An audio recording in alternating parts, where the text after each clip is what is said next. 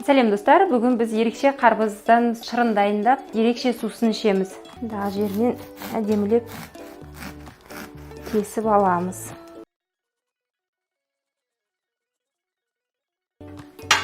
Кесіп алдық және ортасынан қарбызды қасықпен ойып, немесе бөліп дайындап аламыз. Және мұндағы блендерімізға саламыз. Өте дәмді сусын шығады.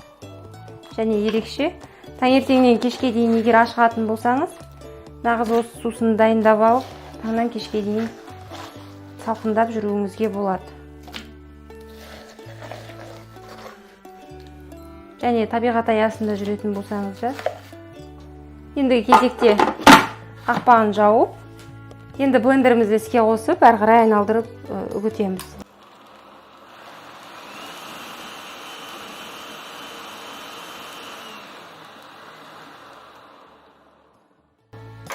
Дайын болған шырынды сүзіп аламыз.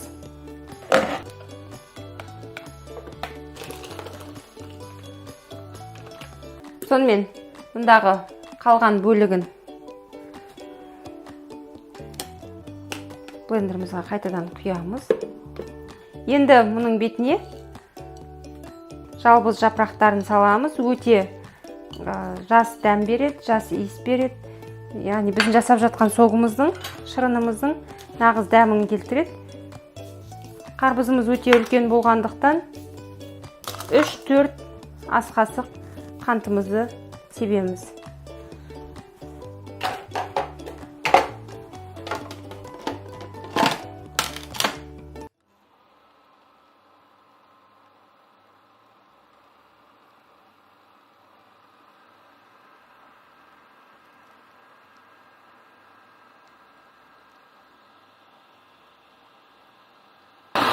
Әбден араластырамыз.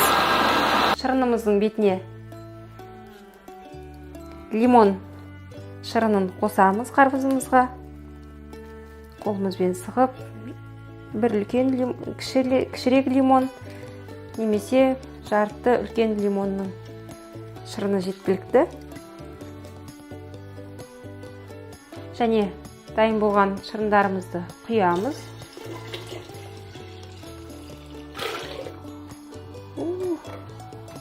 Оған мұздарымызды саламыз. Жақсылап араластырамыз. Және бокалдарымызға құйып, керемет иіс, керемет дәм, салқындықтың белгісі бар. Керемет көрініс.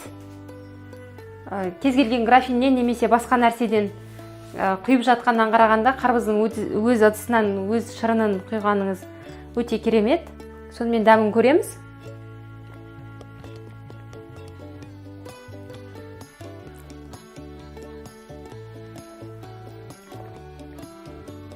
Керемет, өте жалбыз дәмі бар, салқындық дәмі бар және тәтті дәмі бар. Қарбызды бөлшектеп жегеннен қарағанда осылай бір рет болсын жасап ішіп көріңіздер, өте керемет. Астарыңыз дәмді болсын.